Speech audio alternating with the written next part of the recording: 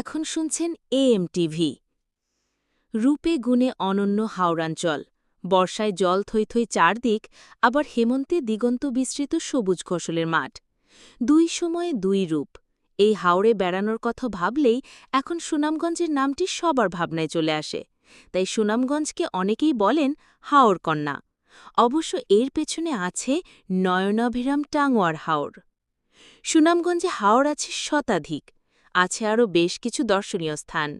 হাওর নদী পাহাড়ের অপরূপ সৌন্দর্যের মেলবন্ধন সুনামগঞ্জকে পর্যটকদের কাছে বিশেষভাবে পরিচিতি দিয়েছে।